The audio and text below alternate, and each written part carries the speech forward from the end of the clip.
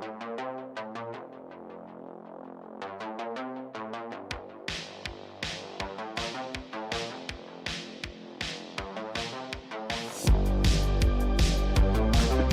everybody, welcome back to the Pixelists podcast, the podcast about all the nerdy things we love and enjoy. And today we're back to talk about some Critical Role. Ooh, it's been a minute. Every time after... Dang it, I did it again, man. I was holding up to say anything, but then there was kind of like an awkward silence because, usually I get so excited I just jump in. And so we kind of conference called it. When you're on a conference call and you're like, no, you go. So I waited. It got a little weird. So I jumped in and then it got weird again. So one of these days, our openers, you're going to be the average YouTuber. You're going to be scrolling through. You're going to click on our channel. It's going to be this pristine, well thought out, punchy intro. Like, who are these guys? But in the meantime, you have us, I guess. So anyway, listen, I like our awkward energy for this intro. It makes me, it's just an accurate representation of us. But yeah. I didn't mean to cut you off. I was just going to blabber my usual thing about how I was excited to be sitting here talking some Critical Role, especially after the off week. I always get juiced to return. Yeah, I feel like when I think about like going back to my roots, we all have like our different hobbies, and on the Pixelist podcast, we like to talk about some of those nerdy hobbies we like. But I think definitely the sweet spot for me, the thing that I keep coming back to, is D&D. So anytime I can play more, do more, talk about more D&D, I'm excited. And Critical Role it's a great avenue to have that conversation. So it is indeed, and I'm happy to be here with you talking about it, my friend. I appreciate you and everyone else that's watching with us on this journey. If I just start like breaking down and go like on a long monologue. Then my mind was going like, what do I awkwardly say back? And I thought, thank you. And then I thought, well, wait, doesn't that sometimes feel like I love you? Thanks. You. So I was like, well, then do I need to say? He's like, no, man, I love sitting here with you too, man. Obviously, a lot happened in like a 4-second span. So, it just is whatever. So, anywho, if you've made it this far, we're talking some Critical Role, episode 39 of Campaign 3. Yeah, I can't believe we're almost 40 deep, which who knows how long it's going to be, but it feels like it's fair to say we're probably roughly a third through the campaign-ish. Yeah, I think that's fair. I was actually, my humor, I was thinking like, what if I've been like, we're probably at like the 2/3 point. You'd be like, no. Like, what if I was committed to it? Like Imogen and Laudna being just friends, Sappho, what was it? Sappho and her friend, that subreddit. The subreddit. No, yeah, it is really cool. And man, it's weird to think about going all the way back to that first episode. Like, this is the first campaign I've watched through and through. And it's kind of just obviously there's like a real passage of time, but the story has just kind of built like, there's so much momentum happening each episode. It just feels like a lot's happening in a good way, if that makes sense. So yeah, and it feels like we're really coming across to like not the first, but like a really big moment in the campaign with this solstice. Anyway, I feel like we're getting ahead of ourselves here. We're already in the discussion mode, but we got to back up a little bit. Real quick, actually, before I launch into my recap spiel, I was curious, if you're watching this podcast right now, drop a line in the comments. Tell me how you first heard about us, because I'd just be interested to hear if you just found us in the YouTube recommended. Maybe you saw one of my tweets. Let me know. But anyway, well, if you are new to us, one thing we like to do here is recap each episode. We cut that recap out, host it separately on YouTube for your viewing pleasure and convenience. And if you're interested in hearing the full discussion that we have, check the discussion box, not the discussion box. Comment section. Yeah. Yeah. One over the other. The link to the full podcast will be I there. clearly don't know either. I mean, yeah, okay. Description. That's right. We got it. So yeah. But without further ado, I guess we'll hop in to said recap of episode 39 of Critical Role Campaign 3. The Momentum of Murder. So, we pick up with Bell's Hells having found the body of Esteros and his collection of letters, and they basically are sitting there trying to decide how to best handle delivering them. After a bit of back and forth, Imogen decides to send a message to Mistress F.C.G and tells her basically what happened. They found Esteros, They arrived at his house and it was in shambles and he has passed away. She also says that the body's still there and that the party has a letter for her. So Sadri responds and asks to meet with them at a place of Imogen's choosing. So Imogen says, come meet us at our hotel room, the Spire by Fire, room 69, of course. Naturally. Meanwhile, F.C.G sends a message to Evelyn, who is, Esteros's butler kind of Right. assistant, Yeah. and basically lets her know, hey, like something went down. You're probably in danger. Like, just stay safe. Definitely don't go to the house. And um, Evelyn responds and is like, okay, thank you. And she actually is like, I hope Esteros is okay. So they kind Yeah. of FCG forgot to convey the fact that Esteros passed, but they I don't love tell how her now. I love everyone was like, ooh, Word. yeah, But yeah, they decide that that's probably information better passed along in person. So FCG does not correct this mistake. The party then checks in with Laudna, who is grateful for everyone for what they went through to bring her back, and just a, happy family moment. But Fern then asks about the necklace that she took from their little spirit realm journey. But she goes to reach for it and finds that it has vanished. So items from that little experience do not translate into the material world. But Lana right. says it was probably just a necklace that her father gave to her mother. The party's in like, hey, actually, is your name Matilda? And she reveals that her name was once Matilda Bradbury, but now she's just Laudna.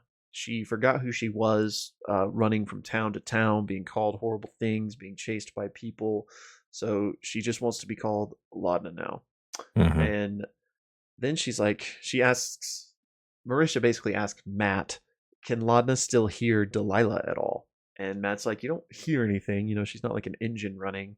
Um, so, you don't hear anything, but you're not sure if she's gone or not. And so then the party is like, well, do you still have your abilities? Can you Right. still, cast those spells? And so she decides to test it with an Eldritch Blast on Ashton. Um, it works. The magic smashes him in the face, and Imogen says, well, hey, you know what? You had special powers before Delilah, so this doesn't necessarily mean anything. Maybe Delilah just focused that power. And as they're having this discussion, a knock comes at the door, and it's the Green Seekers, Gus and Ollie, and they've been sent by Mr. Sasadri to investigate the death of Estros. Um, the Green Seekers tell them, like, hey, you're the number one suspects here. You need to come with us for some questioning. And they're kind of just having this conversation through the crack of a door at this point.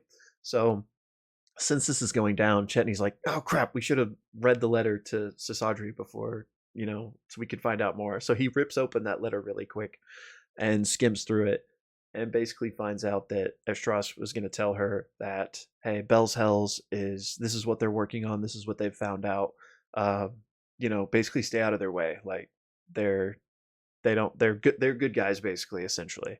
So then they mend the letter so it doesn't look like they've read it, and then open up the rest of the door. Green Seekers come in and they're like, all right, follow us. And they lead the party with a it's not Uh, just them, they also have some wilder like an guards. armed, yeah, like an armed guard or Yeah, something. escorting them back through the city. So they arrive back at the Estros Manor. Mr. Sasadri is here along with more guards and also this woman with pale skin, excuse me, silver gray hair. Um, No go, eyebrows. yeah, no eyebrows, gaunt. Not elvish. She is human, but just a very kind of strange looking human. Um, FCG is uncomfortable with how she's interacting with Estros's body. She's like kneeled over, kind of interacting with his corpse. And he basically says as much. And she's like, this is all done with respect. This is my job. And she pulls out a golden beaked sun pendant that marks her as a follower of the Dusk Maven.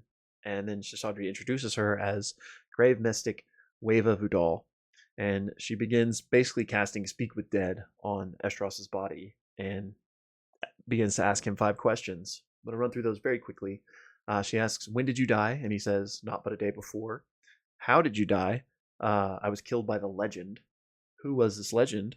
The legend of the peaks, Odahan Thul. And these strangers, Bell's Hells, were they responsible for your death? No. And do you have any final requests? And it's to be buried next to Mistress Prudage. Sasadri then apologizes to Bell's Hells and says, like, okay, clearly this wasn't you. Sorry. Um, Don't worry, I'll take care of his final burial wishes. Uh, Green Seekers, you can stop investigating Bell's Hells, but turn your attention to Odahan Thule. And then Gus is like, yeah, about that. No thanks. No. That's a little above our pay grade. He basically says, we're not bounty hunters. So Sasadri is like, turns to Bell's Hells and is like, are you interested? And of course they are. So she says, consider this your second contract, the first having been Treshy. So she wants them to basically hunt her down, essentially. Um, Belzhals asks, though, why did Esdras refer to her as the legend? And they then discuss how she had the title, the Legend of the Peaks, and learn about her accolades during the Apex War fighting for the Stratus Throne. She's basically a nightmare of the Coven Peaks, and that's how she earned the nickname. And Imogen, having grown up in that area of the world, recalls the war happening when she was a child. Um, Anyway, the party then gives Shasadri her letter from Estros and also tells her about how Estros gave them his airship. And Sasadri says, okay, I'll make sure that transfer of ownership goes over smoothly for you. And then they hand over the rest of the letters as well, trusting her to distribute them out. Before everyone heads out, though, Weva looks at Laudna curiously and introduces herself. And Weva says, like, I see something in you, something that she's seen before in her line of work, and basically says, welcome back, implying that she can tell she's newly, like, resurrected.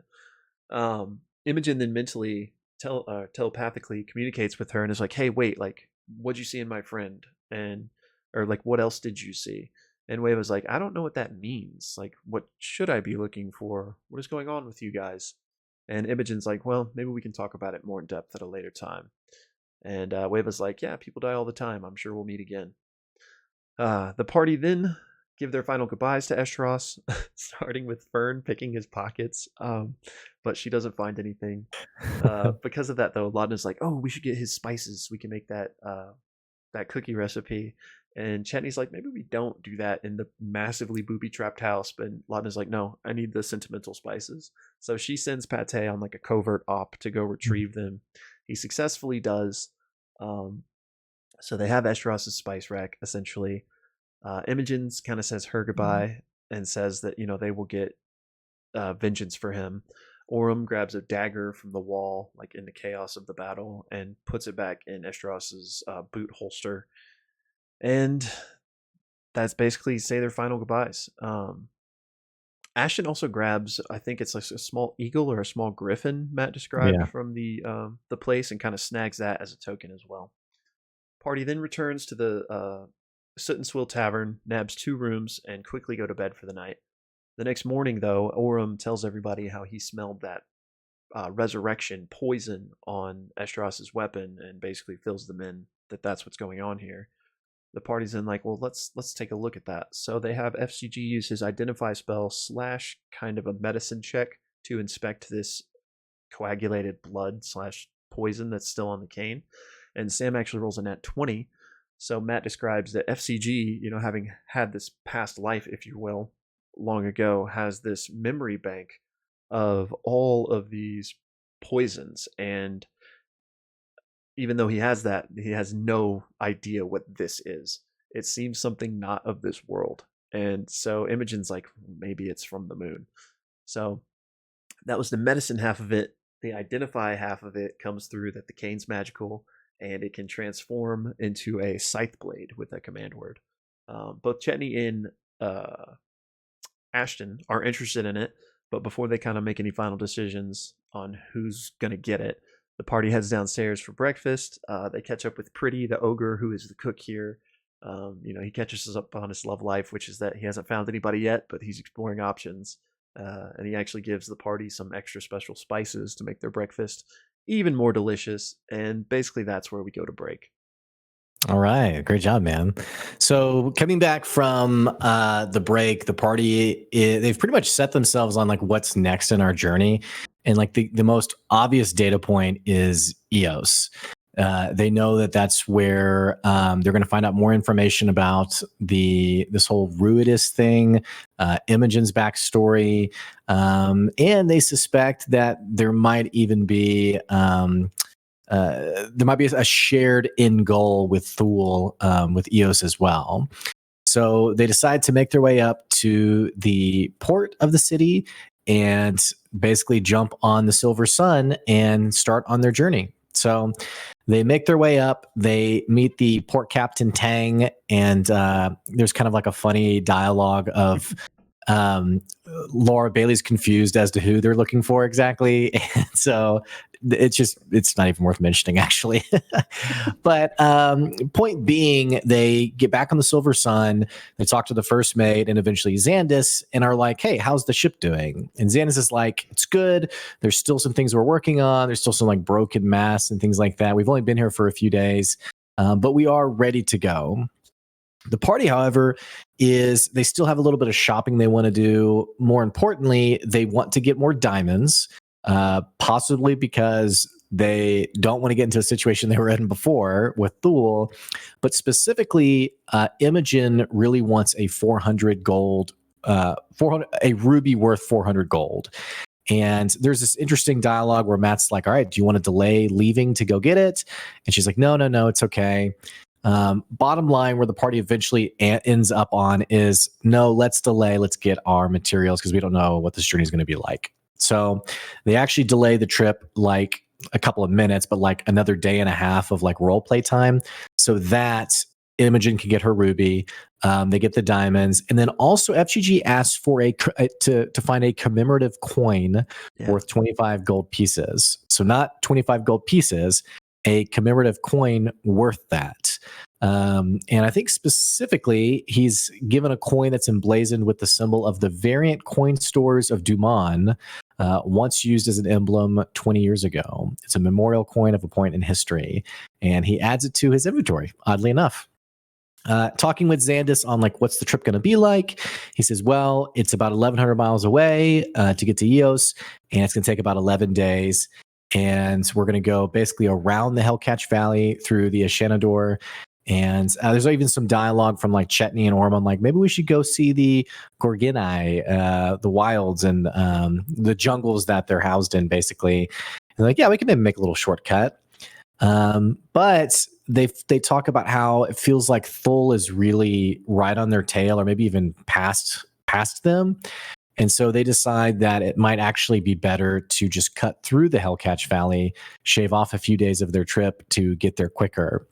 And they actually asked Xandis, like, is this a good idea? And he's like, well, it's the Hellcatch Valley. So basically says like pretty much no, but it's an option if that's what you want to do. So all that to say, they set sail. There is kind of this role play scene of Matt being like, okay, it's day 1, day 2, day 3, someone roll a D20 for me. They unfortunately come across another dust storm, similar to the one several episodes ago that threw them from the ship. And Matt kind of jokingly was like, okay, yeah, here we go again. Everyone give me a strength check. And everyone rolls pretty awful. I think Laudna with a -2 to strength rolls a 17. And Ashton rolls a 22. Everyone else rolled like a 3, a 4, and a 5. And like Fern rolled a 1. So Ashton's like, what is wrong with you guys? So fortunately, this time they were prepared. They had tied themselves to the ship. They do get thrown around and take some damage, but no one gets launched off. And the day continues. The most important part, though, of this journey is around, I think maybe the 4th or 5th day. It's late at night. Ruidus is flaring, and 2 things happen. And I'll talk about the first one, then the second one. First thing that happens is Chetney feels what Matt describes as this deep, irresistible itch, and he basically tears off his skin and becomes his werewolf form. Fern and Orem are on watch with them, and Orem's immediately like, Chetney, are you good, buddy? And combat ensues, and actually Chetney attacks them. There's some really awesome role play from Liam. He's always such a great fighter on how he describes his attacks. Basically does a bait and switch with Fern and does a goading attack to create disadvantage against Fern, and then also uses an ability to raise his AC to a 27. After a couple of rounds, they actually knock him out of like this Ruidus haze, but Another feature of Chetty's character is that when he drops below a certain number of hit points, he has to do a wisdom saving throw or his feral instincts take over. So he's below those hit points. He rolls a wisdom saving throw, rolls a 4, and combat ensues again. So they have to fight again.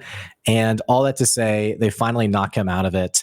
And don't knock him out, but just knock him out of it as the flare sort of subsides. And he's like, sorry, oops, my bad. And they talk about maybe like keeping watch with him, like going to sleep with him. And Fern's like, I would offer, but I'm afraid you might kill me in my sleep. So he's like, that's fair. The second thing that happens during this flare is down in the ship, Imogen is having another dream. And she's having a dream of, that red dust storm. And she thinks she sees Laudna in the distance, facing away with her like wind whipping in the wind whipping, hair whipping in the wind. She goes after her, grabs her, realizes that it's actually like a tattered veil, and the person turns and it is her mother. First time we've seen this character before. And the mother immediately says the same thing we've always heard her say, which is, Imogen, run. You have to run. Then she's, pulled away in the wind, and Imogen immediately, she flies up into the air above the storm. She sees Ruidus. She calls out for Thule. Are you here? There's no response. The flare ends, and then Imogen actually loses her ability to fly, her power, and she falls back into the storm. And right before she hits the ground, boom, she wakes up. And in the final moments of the episode, now that she's seen her mother, she casts Sending, and she says, Mother, are you there? And there's a silence. And then she hears back, Imogen? And that is where the episode ends. So crazy ending for the episode. Episode 39, the momentum of murder of campaign 3. And again, that's the end of our recap, but we're going to talk about the episode. If you're checking out just the recap, click the link to see the full discussion. My man Will, crazy episode. Yeah, man, that cliffhanger, and I was just, yeah, a lot. And we talked about this very briefly before we went live with the podcast here, but we were both very glad that there is an episode this week, and the Mighty Nine one shot or two shot's not starting yet, because we got to find out more about what's going on here. Yeah, I mean, and it's weird that her mother's never reached out to her, I guess. There's a lot to unpack there for sure. Yeah. High level, I love the episode. I feel like there's so much moving forward of the story every episode. We've had some awesome story points, some good creepiness with Wewu, Weva, I think. I might be pronouncing it wrong, but yeah, Weva, Wewu, yeah, Weva. Very Rings of Power aesthetic vibe, by the way. Okay. But no, I really liked the episode. I thought it was really good. Shorter episode. Yeah, it was. Only about 3.5 hours. But yeah, what'd you think? Yeah, same here. It was a nice kind of, it's a nice kind of come down from, we've mentioned this before, but just like the ultra high stakes, and the stakes are still high, but bringing back Laudna, and then immediately Escharos is killed. I liked kind of a chiller episode to kind of unwind with a bit. Yeah. So that these campaigns have waves, as it were, and I know some people are actually like, and I don't even want to really give too much time to like the negative / toxic side of things that can happen in any community, but I did see a lot of people complaining about this episode. But yeah, not me. I enjoyed it. Wow. And yeah, I think because that's surprising to me. Yeah, me too. But I pretty rarely read those comments, and so it's kind of like the old adage of if you ever like follow like a video game subreddit, and some games are like legitimately bad, but you have a lot of complainers, and someone will be like, is anyone actually having fun? And someone will like eventually post like, yeah, they're actually playing the game instead of posting here. Yeah. So yeah, I don't even really typically follow that kind of stuff. I'm not against checking out the subreddit and stuff. I just just don't really do it. But that's surprising. I thought it was a great episode. Yeah, me too. I it's not even worth diving into the trenches. But yeah, to answer your question, I enjoyed it too. Like I said, I think it's nice to kind of have different. I don't know the word I'm looking for here, but like different paces, different. Well, Like it's nice to not yeah. always be at a million. Well, it's like you said. I mean, it's kind of nice to come down from an emotionally heavy series of episodes. I mean, think about what's happened in the last 4 or 5 episodes. Oh man, like what episode was it where they fought Otahan Thule? It was only like 3 or 4 ago. I feel like. I think it was more than that Really? because 36. Let's see, 36 is when they got to Whitestone. Okay. So I think it would have been 34 maybe when they fought Thule and it was uncertain what's going to happen. So Yeah. 34, 35. So yeah, 4 episodes, I guess, or 5 episodes where, yeah, I mean, 5 episodes in a row of like just trepidation and emotional heaviness. The whole storyline of Laudna, them, do we say goodbye? Do we not say goodbye? And then capping it off with Esteros dying, which we called it on the podcast, just saying. Yeah, I think it's just good for like long form story to give like your audience a chance to digest and process. So I don't know. I agree with you. I think it'd be weird if it was 1,000 miles an hour every episode. Yeah, and I'm sure there are different critiques beyond just that aspect of it. But again, yeah, I just happened to notice a lot of people were apparently unhappy. But yeah, we both Yeah, liked okay. it, so That's all that matters, baby. that's right.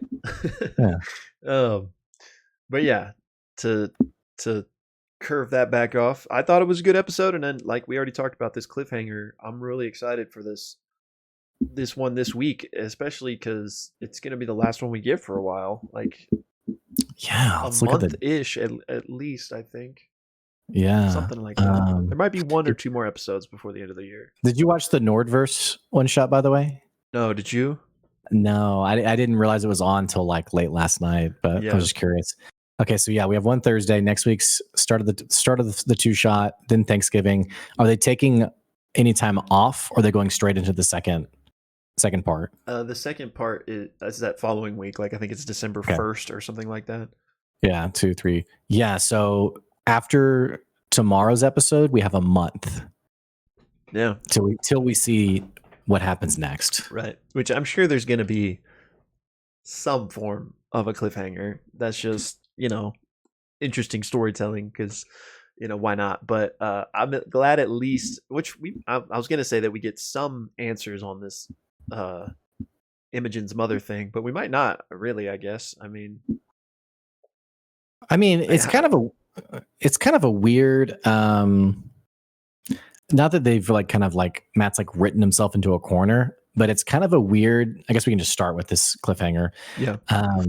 It's kind of a weird situation because a daughter who doesn't really remember her mother keeps having these memories. It's a bit odd to think about how do you create space for them to kind of have that verbal reunion, I guess.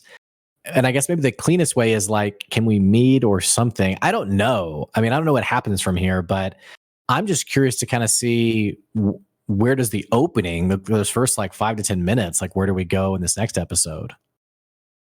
Yeah. And correct. Fill me in here because I'm having a hard time remembering. Did she ever know her mom? I think she said she doesn't remember her. Okay, but like when she was real little, probably. I don't think her mom was around even when she was little. I think the implication was like Imogen was born and then the mom left shortly after. Okay. Or something to that effect. Yeah, so in any case, they don't have a relationship at all, really. Regardless of if she was ever there for any point or not. So like as far as like, this reunion, like there's not really, other than the fact that like that's my mom, you're my daughter, they don't really have much of a like emotional familial. connection beyond Yeah. just being mother daughter. So I Right. mean, obviously there's things to unpack, and I'm sure there's a lot Imogen wants to say. Not to discount any of that, but I mean, I guess first and foremost, we need to know what situation she's in. Like, she may not be in a like. Could she be on Ruidus? Like, what if she's like, as far as like, well, come meet up, let's talk things out. Like, maybe she's trapped. Maybe she's like a prisoner of Thul's. Maybe she's on Ruidus. Maybe like who knows. So I don't really know what to expect as far as answers or anything. I imagine there would definitely be another message sent, and we might at least get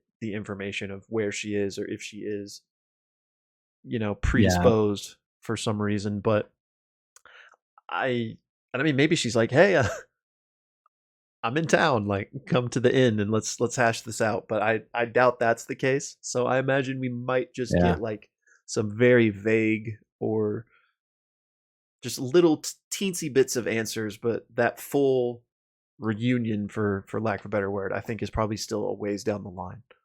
How do you think her physical nature, like, what do you think is implied about the state of her mother?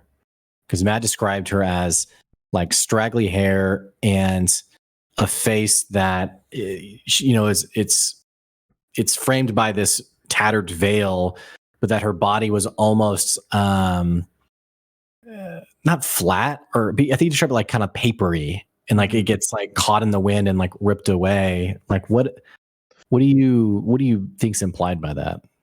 Well, I was going to ask you something similar in that, do we think that was really her mom in the dream, or was that like Imogen's subconscious? Because we know that, I mean, we don't know, but other people have appeared in the dream that seem to be entities with their own agency and beyond just like, oh, this is a nightmare. So I was wondering, Hmm. could this really be Imogen's mom? Like, her mom, wherever she is, maybe with like all, I don't know if she necessarily was present in the dream at the same time, but like that was really her and not just a dream figment. Yeah, I don't know. I do think the fact that she was able to message her after makes it seem like there's something there. Yeah. So, and this is, a big old reach for now, but if she is on Ruidus, maybe that's a reason why, one, she's been just nowhere to be found for however long, but two, maybe because there was a Ruidus flare, like that enabled her to finally appear, at least sort of, which could, describe why she was like papery and stuff. Like, she can't fully be there, but because of the flare, that was enough of a connection to somewhat. But what did Matt say though? He said that, so we know that, because I was thinking like, why now? Like, why did she show up in this memory now? And Matt has explained earlier that Ruidus is kind of reaching the zenith of its rotation. Sorry, I can't think of the the Yeah. term. Yeah, I know what you're talking about. And which we saw the effect of that on Chetney, but specifically for her mother, I do wonder if that like kind of like opened up the frequencies a little bit. But Matt had an interesting phrase. He said, I think he called it like an unlocked memory. Did you catch that? He was like, you have this memory that you've now unlocked. And so it actually makes me wonder if she wasn't physically there, but that she was remembering something. Because think about also early in the episode, there was a comment on Imogen would have known about the war. And there was a question like, well, would Otahan have come to her town? And there was like a comment of like, it's definitely possible. So is she not actually connecting with her mom presently, but is re-experiencing like a vague memory of the storm, Otahan coming to her town and like ripping her mother away? I don't know. And her mother's saying, Imogen, you need to run, like get out of here. Like don't let her find you, kind of thing. I like that a lot. I think that makes a lot of sense, more sense than what I was saying. So I like that. I missed that memory verbiage that Matt used, but I think that ties in nicely to her always hearing her mom say run in all of these dreams she's been having. So it's like a repressed memory that Mhm. she just finally Right. now uncovered. So yeah, I like that a lot. And I also like because I mean, surely if there was a massive storm that happened when she was a child, she would remember that. So I like it that maybe it was like a metaphor for Thule, because we know her mom also has the same Ruidus powers that Imogen does. So if Thule is out here collecting these special people to use in one way or another, maybe she was like, "Hey, there nothing I can do about me now." But Imogen, we like, and her father, like, y'all got to get out of here. Right. So I love that. I think I'm gonna ship that now. We're shipping it. We're shipping it. Yeah. Okay. We're putting our official Pixelist stamp on that one. Let us know in the comments what you think. And for you guys who maybe, if you're kind of watching the show kind of casually, we've mentioned a couple of data points, her having this dream of the storm, her mother's voice, Imogen run. Earlier in the season or the campaign, we got more information that Liliana, her mother's name, was part of this study that was basically on like these lunar basically on Ruidus in like this red storm and like what's been happening. And Liliana was named in this study. And I think it was the person who like published the study, like the person who wrote it, I guess, or oversaw it, is someone from EOS, right? I think so. Okay. Well, I'm pretty sure. who was the guy that before they did the museum heist, they went. I can't remember his name right now. They went and visited that guy who had like all the records of Ruidus Borns. Yes. So he wasn't the one that He did the wasn't. studies. He's not the one who did the studies. Okay. He was the one that the Loomis twins were visiting Right. to like swap notes with. Okay. Yeah. So they got more insight from him, but ultimately, and he actually knew the person, I think, who published the study and like confirmed, oh yeah, that person was in EOS. Like that's where you'd have to go. Okay. Yeah. And that's also when they were heading to Bossaris, to Estros, they were like, would it be cool if he went to EOS? And he was like, yeah, as long as you're back in a month. Right. So. Okay. Yeah. So. Yeah, I think then EOS is definitely where the other person is. That I don't know their name either. Mm-hmm. Maybe we don't even know their name, but the we know the name. of the study. I just don't remember the name. Okay. Is all. So. I forgot. Well, tomorrow is going to be an amazing episode, is what I think. I think, it's going to be a lore heavy episode, which you and I really like, and it's not going to be a travel episode. I don't think. I think maybe there's a side drop in with the Gorgani jungle, maybe, or maybe they go straight to EOS and the story picks up there. But I think beyond tomorrow, I think there's a lot that's going to happen in the next 10 episodes for sure. Yeah, absolutely. And I think, I mean, I guess you never know, but they plan on stopping, don't they? At least I know Travis wants to, or Chetney. I know he wants to. Yeah, I mean, and that it is part of the journey. Like they've kind of put it on like the stopping point. But the other thing I think about too, though, is it's been almost, by the time if it's 11 days, or I think they were cutting it down to 9 maybe, by the time they get to EOS of the month timeline of how far away the solstice is. So we got the time the time data point of it's about a month away. We also have you from the Sealy Court, the Unsealy Court, excuse me, who gave them the month timeline to get the Moontide crown.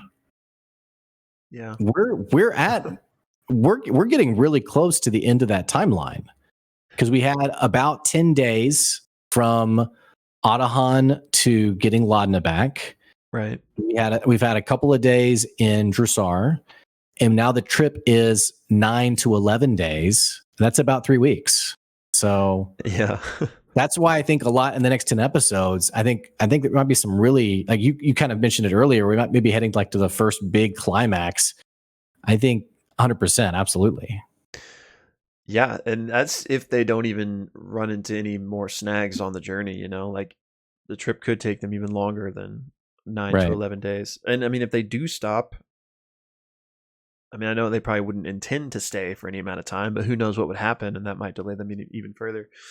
But yeah, great point. Obviously, I don't think that Matt would like destroy a logical spectrum to the point of like, man, he said a month ago, like a year and a half ago. You know what I'm saying? But there is some precedent for that in previous campaigns, where there was like some event and it like kept being talked about, and it was like forever until they actually got to it. This feels more concrete, and I don't think it would be stretched too much like that. But it's at least possible that even though it feels like, oh, it should be 3 days away, it might still be like 2 or 3 Yeah, sure. episodes later. Well, and I definitely wouldn't fault them for that. And I also wouldn't expect Matt to be like, sorry, you missed it. The solstice happens. Yeah, for sure. But it would be funny if it is kind of like a Frieza Namek, 1 minute. Yeah. 10 episodes later. Oh my gosh. What a callback. That's like the OG moment of just ridiculousness with the time frame. Yeah. So do you think, or sorry, go ahead. No, well, what were you, are you changing gears? Oh, no, I'm not. I was going to say, do you think we might spend the whole episode tomorrow in the Gorgani jungle? Okay. Two things. Let me hit this one point really quick before I jump to that, because there's more I want to say about that. But given the timeline, and if there isn't any weird stretchiness happening, then you're right. When they arrive, like there's not much time before this solstice happens, right? And there's the conversation of, is it even possible that they could prevent this? Like whatever entities are planning, I guess specifically Odahan, can they even stop her? Not to mention the various other events that we don't even know about that people are going to use this solstice for. But, which I don't think they can. I think this is going to happen, like, regardless of what the players do. But assuming there is some confrontation where they are going to try to thwart Odahan, right? They really haven't gotten any noticeable increase in strength since the last time they fought her, and there's really not time for that to happen with the time frame we're on. So, like, are they walking into a death trap if they do try to do something here? I'm kind of nervous about that. Yeah, I'm nervous. I'm nervous about the poison too. Like, I feel like the poison was not just a session of an encounter of convenience that she didn't prep it, but also a warning from Matt DM. Hey, BT Dub, this person causes permadeath. I mean, yeah, I'm scared, and losing Laudna was an emotional roller coaster. I don't want to go through that again. For sure. And I mean, I don't think they could run away if it happened again. Like, so worried about that, which leads me to the other issue of like, we kind of mentioned how we're probably about a third through the campaign. This clearly isn't the big bad end all moment of the campaign. So to me, and it also seems to have implications way larger than Bell's Hells. Yes. So to me, like, this is happening. So I'm wondering, like, maybe that encounter doesn't happen for one reason or another. Like, maybe they're too late. Not too late isn't a good way to put it, but like, I could see maybe the Thule encounter just they don't get the chance to, and they fail in terms of stopping what she was gonna do, which would. I mean, I want to see what happens, obviously, but obviously it wouldn't be a good thing if that happened. But at least they wouldn't have a high risk of getting TPK'd, which I think is where we're currently sitting. They get TPK'd, and the party like rolls as their Vox Machina characters for like the back half. We're back. No, there is like this foreboding sense of them being in over their heads, though. I mean, with like how strong Thule is. Thule was kind of Super Saiyan-esque too, like her psionic leap, where she just like, jumps like from one side of the battlefield to the other. And Chetney was like, I can't do anything. That was all I had. So there's that. There's the whole Paragon's Call, and additionally General Ratanish. Yeah. So there's a whole organization. By herself, probably next time. The Cerberus Assembly, also, which I don't know anything about other than what you've told me. And the main guy's name? for Cerberus Assembly? That guy? Oh, I'll tell you when I Whatever. remember, but I can't think of But it right now. big bad evil dude, I guess, right? Or something like that, or wizard, I guess. Yeah. There's that. There is, and I'm right now, I'm just pointing out like factions that seem aligned and that they would be up against, which the data points I have is that anytime they've mentioned the Cerberus Assembly to like people of authority, they've been like, oh, well, that kind of limits what we can do. Mm-hmm.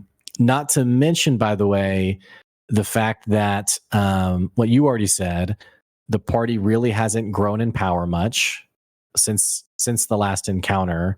And unrelated to these entities, you have the Unseelie Court that is vaguely associated. We know they all met together, but seem to have similar outcomes they want.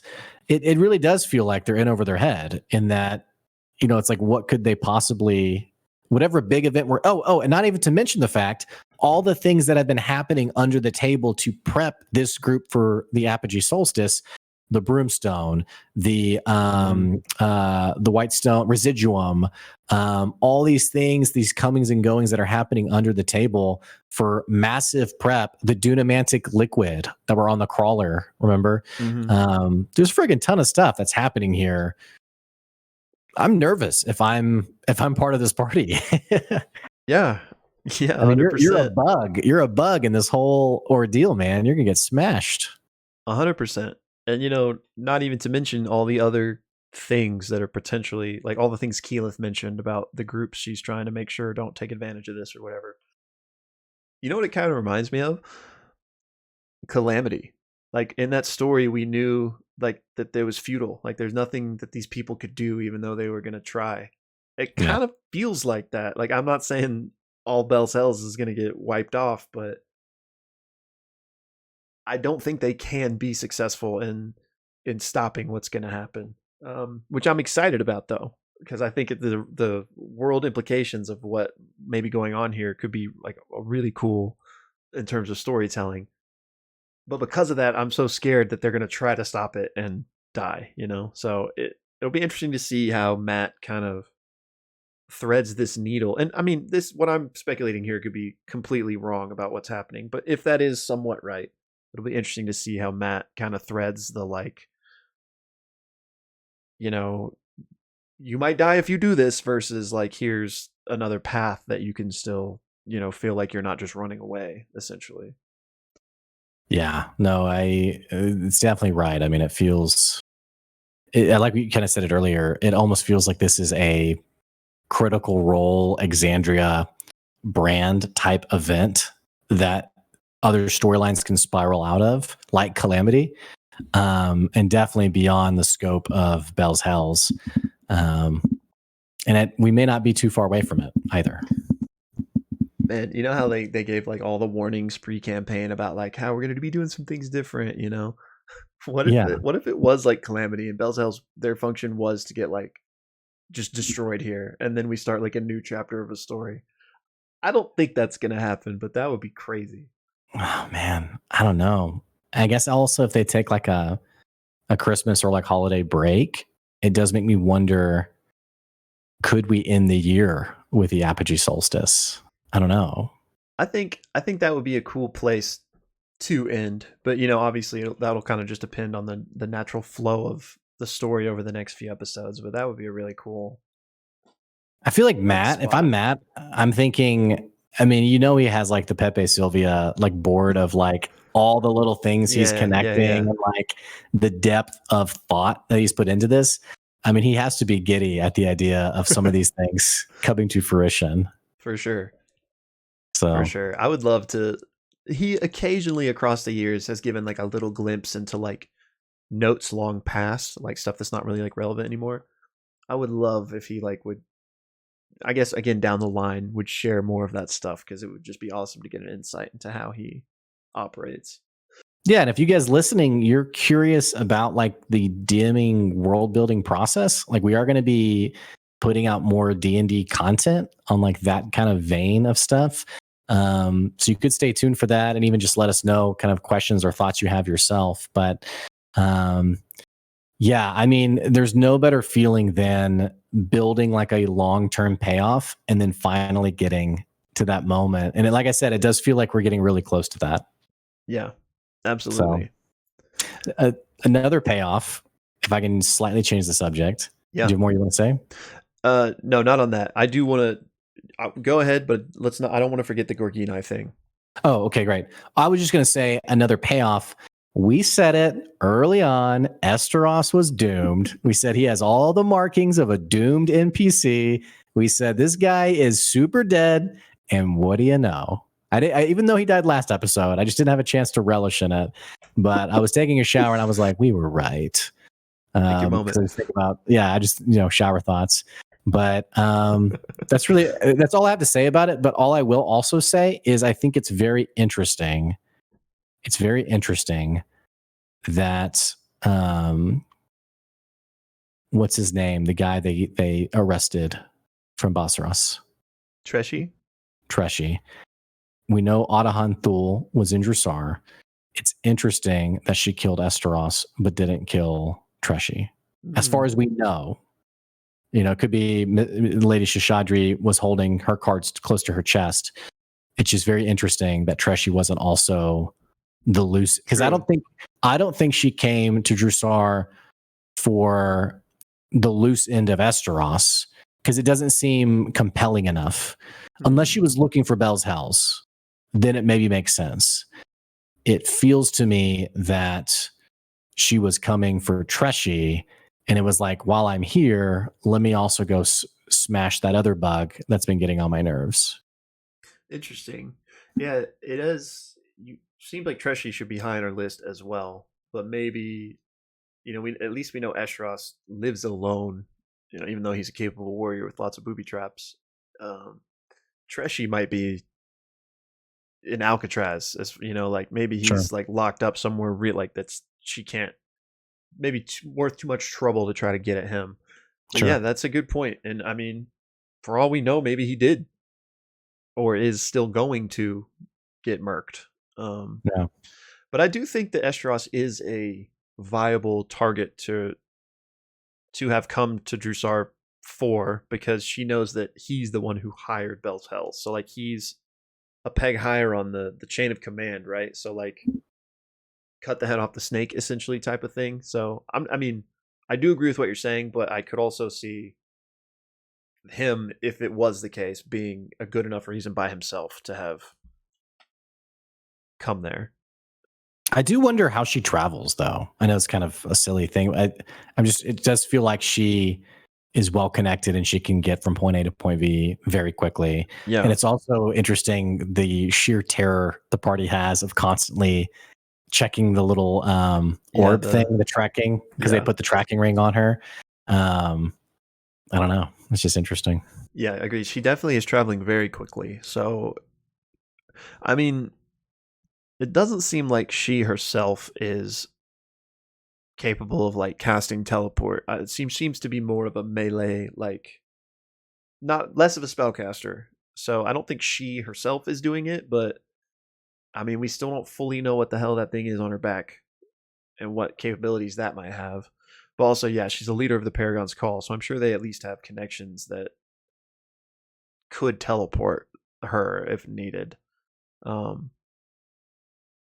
yeah, I also, for my money, she doesn't have that ring anymore. I feel like she's too keen to like at least at this point, like a week and a half later, like I feel like she would have discovered it, if not discovered it immediately.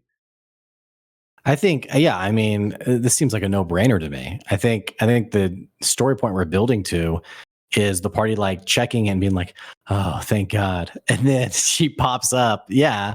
Or, they look and it's glowing and then they find it like on themselves or something. It's like a trap. Yeah, exactly. And you hear Adahan be like, you didn't think I'd notice? Or like she reverse Uno's them or whatever. So yeah, I mean, come on, guys. Like there is no way.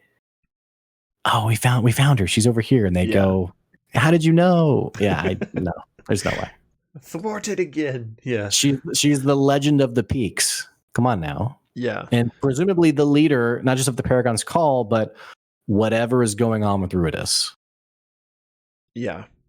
And a very compelling villain, too, by the way. I'm just saying that in the sense of having us talked about villains and is it the Nightmare King or whatever. I don't know if she will be the big bad, but she is a very compelling villain for sure. Agreed. Agreed on all counts. And sorry, the Gorgini. I wanted to jump back there. Oh, uh, Ludinus Deleth. That was the Oh, guy's name. that name I saw it in your face. Like it just hit you. You were like, that's the It name. was, yeah, it just came through me right then. The leader of the Cerberus Assembly, for those who don't know what I'm talking about. So the Gorgini, which I hope I'm saying that right. Gorgoni? I don't know. It's definitely spelled like Gorgonite, but they keep saying Gorgini. I think. I don't know, man. So a whole conversation I want to have here is Chetney, which we know it's been said multiple times that Katha is the one that transforms him, but we've now had, I think, we obviously had the moment this past episode where the Ruidus flare transformed him, but we've also had at least a moment where he almost did when he was looking at Ruidus. And then was there another? I know this is where it's going to get murky and I'm going to kind of ramble, but I feel like there was like these hints of there was maybe a moment in the past that either like was the night he went and attacked that shopkeeper, was that a Ruidus flare night? No, I think what you're Okay. thinking of though is they asked him, "Have you ever?" Because maybe it was Gurge or someone was like, "Yeah, watch after this guy whenever Rudis is climbing to its peak." And I think there was a conversation like, "Have you ever like lost control?" And he said, "No." And I think Yeah. someone did like an insight check, and like you and I were like, "Is he being honest?"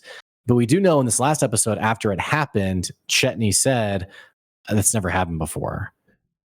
Right. So Which I don't know if I trust him though. fair, You yeah. know, but he did say that. And what's interesting is that I'm glad you brought this up. Was that Ajit that they were talking to? That I don't conversation? know. I think it Yeah, I'm not was. sure. It I might have think been, it yeah, was. it might have been Ajit Zile for sure. And he did mention, or at least somebody mentioned, and maybe I'm crossing wires here, but who said it is kind of irrelevant. But somebody did mention, like, watch out for him at the whatever, the Nexus, whatever it's called. If Katha is the one that transforms people, how did they know that? You know, like why? Like, you know what I'm saying? Like, obviously, at least there's Yeah. some knowledge that Ruidus can too, because why would he have warned them about that? So, not that Chetney knew, but maybe he did.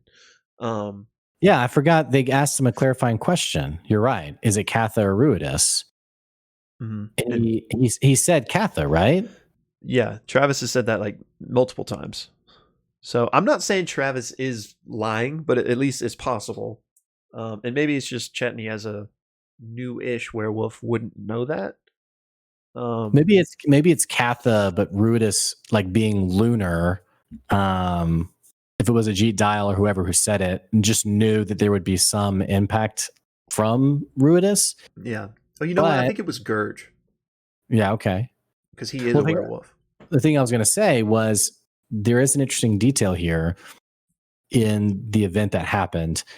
Matt describes it as this itch, and then that moment, like halfway through the combat, where he shrugs it off. Um, Matt says you're able to sort of stave it off before it reaches your brain, almost like it was like this. I don't know if you caught that, but it was like this infection. He's like, yeah, before it reaches your brain or overcomes your mind, you're able to shrug it off, which to me is like this, almost like a permanent like loss of. Oh man. I don't know. It was something Yeah. like you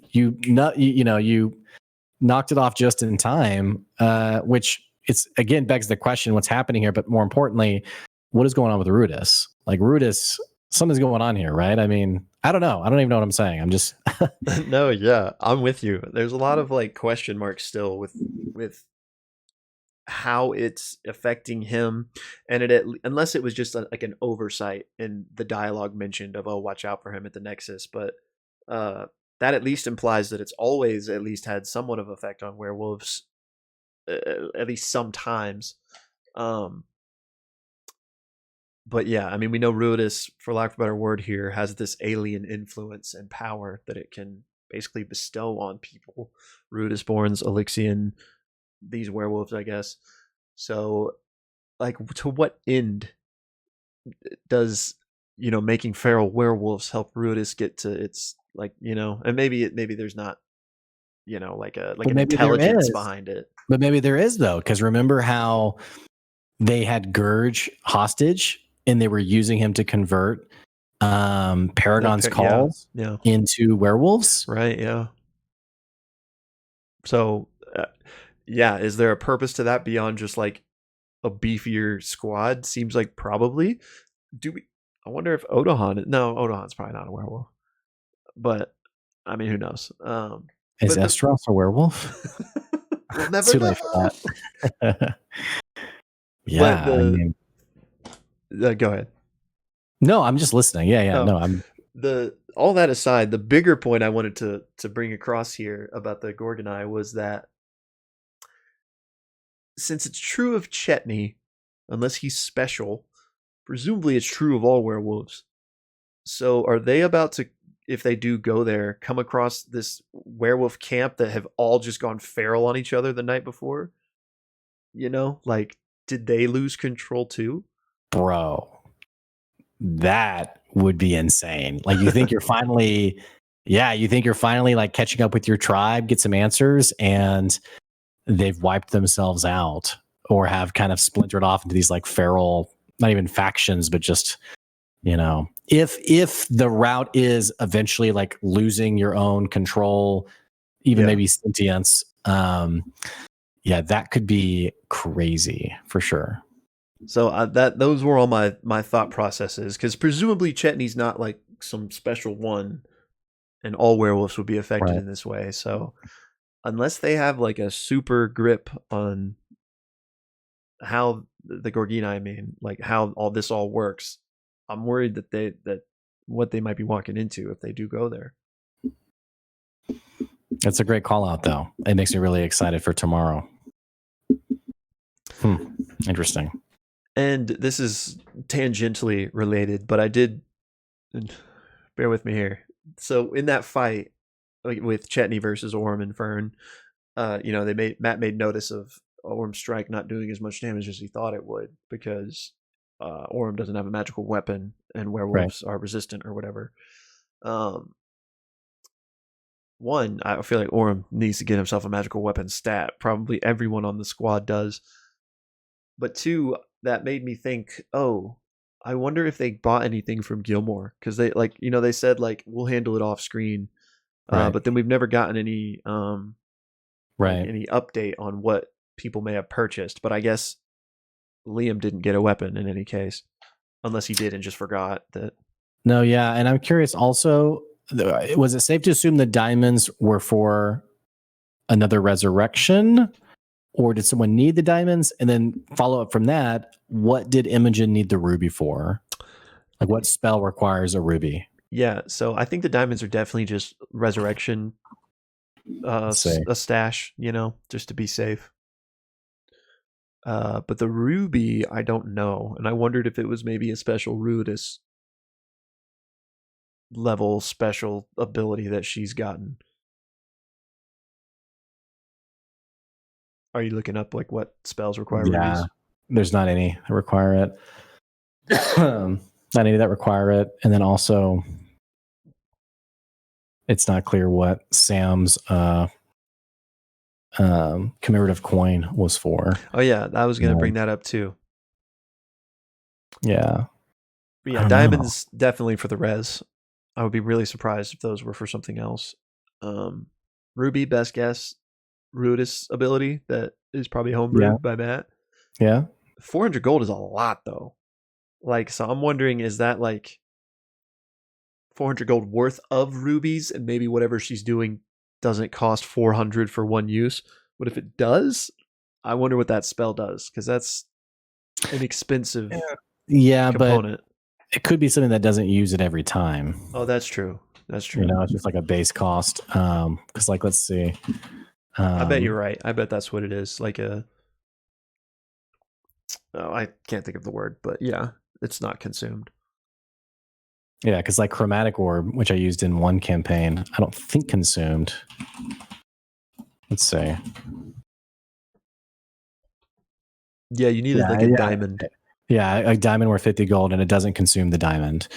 Right. Even though my DM took it from me, like after the second session I had it. Never forgiven them. Yeah, so I mean, it could be, yeah, you have the ruby and now you have it, right? But it definitely is not. I mean, in a world where many components in the player's handbook is a 50 gold worth of whatever it is, 400 definitely stands out. Yeah. So and Ruby definitely speaks Brutus to me, like red. yeah, So yeah, right. I bet it must be something like that. But they haven't leveled up anytime recently, have they? I don't think so. I don't know. But I mean, I guess it had like since the last time they did level up, they've kind of been like on the move the whole time. So maybe she just like this is the first opportunity she's had to try to find that component for something new she got. Yeah. They're level 7 right now? Or they 8? I want to say 7, but maybe they're 8. Yeah. But they also started at 4, right? I don't remember. Okay. We have to know. Here we go. Character sheets. Oh, wait. This is the Mighty 9. Just kidding. Here we go. Character sheets. Yeah, they're all level 7. Okay, nice. Yeah.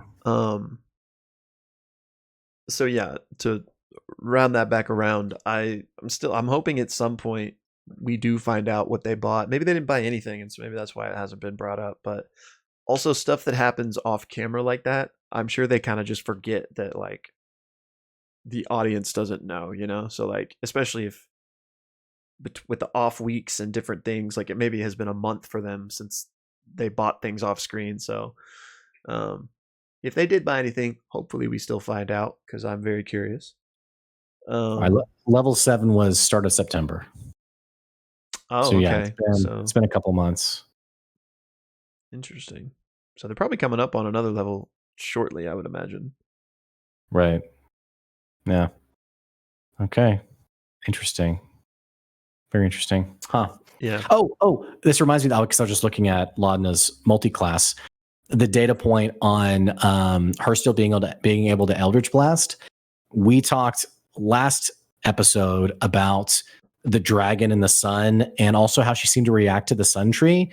I'm shipping the theory that she already had a patron, and that borrowing Imogen's word, maybe Delilah sort of focused your magic. I think, like I said last episode, I think Delilah, like a parasite, stepped into that position of her patron, and now that Delilah seems dormant, she still has that warlock power because she always had it.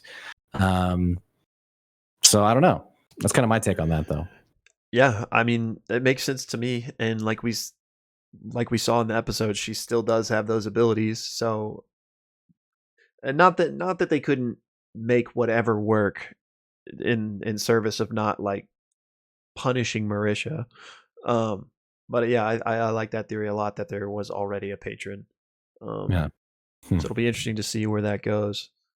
And I know we already briefly mentioned it, but yeah, that freaking coin that Sam got, I feel like, just knowing Sam, I feel like and maybe it is just like a spell component that he wanted flavored that way, but I feel like he's got some plan for that coin, and so I'm excited to see how that unravels.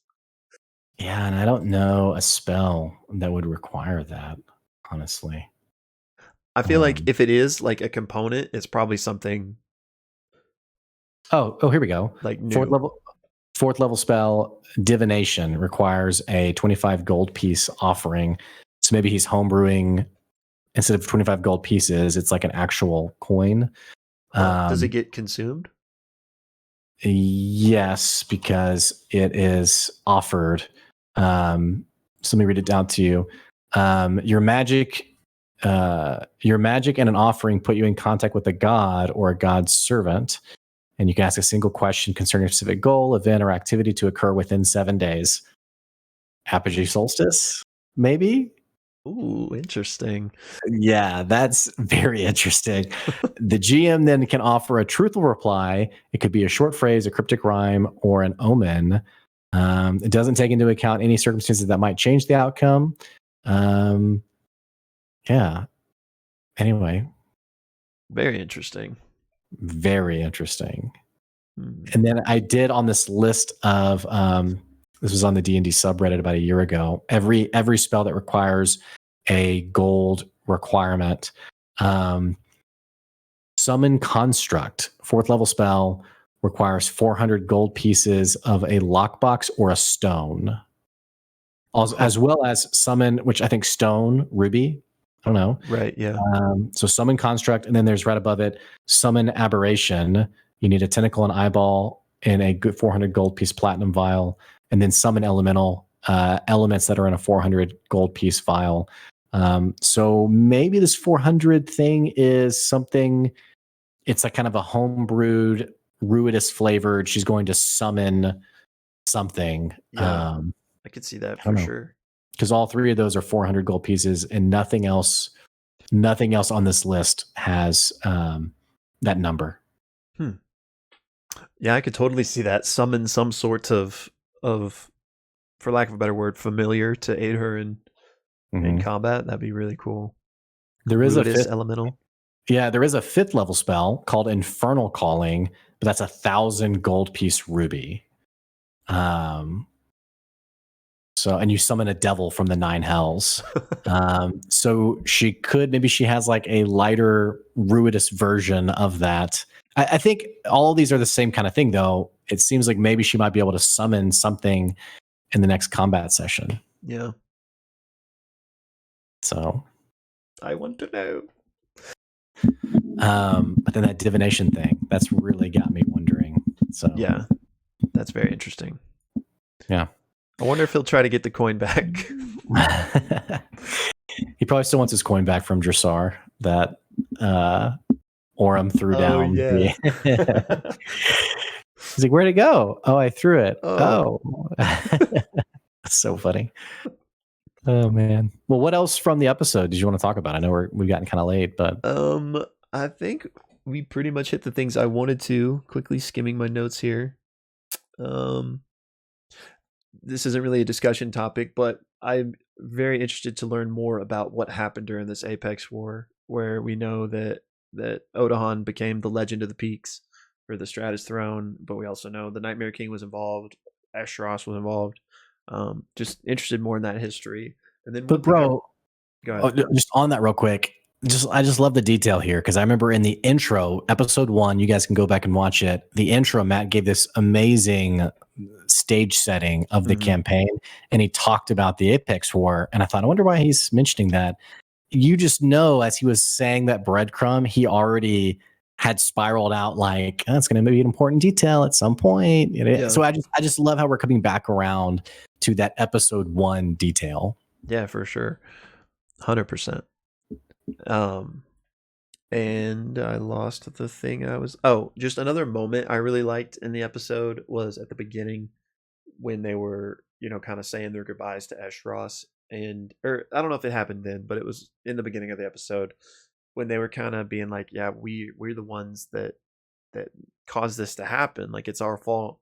And then Ashton kind of goes on this impassioned like rebuttal to that, saying that like, no, we're not, like we're his legacy. We're not what killed him. We're the thing he set into motion to make sure that like this will be stopped. Like we are his eventual victory. And I was like, that is awesome. Bro, don't you love seeing those moments happen where you're like, dude, it's kind of like in Calamity, Sam Riegel giving his speech in episode 4. Yeah. Like when those things happen just, naturally, they're cool moments to observe for sure. Great. He said a really awesome line there for sure. So yeah, that just wanted to call that out because it struck me. So I really enjoyed that. Hey, Taliesin, good job. Good job, Taliesin. Yeah. All right. Well, I guess that does it for this episode. We're really excited for next week's episode. We also will be talking about the Mighty Nine two shot. So I'll be watching it, even though I didn't watch any of campaign 2 beyond like 10 episodes, and we'll be reacting to that as well.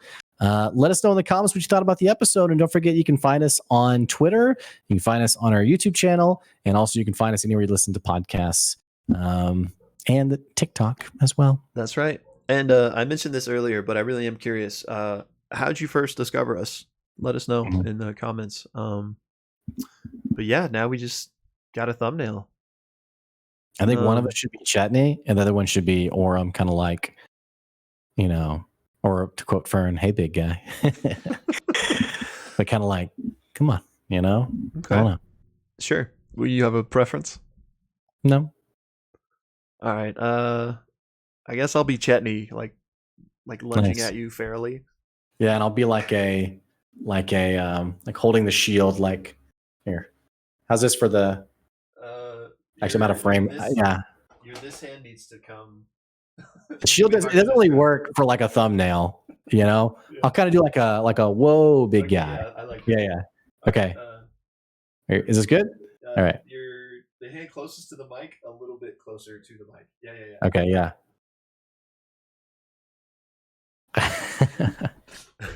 All right. Cool.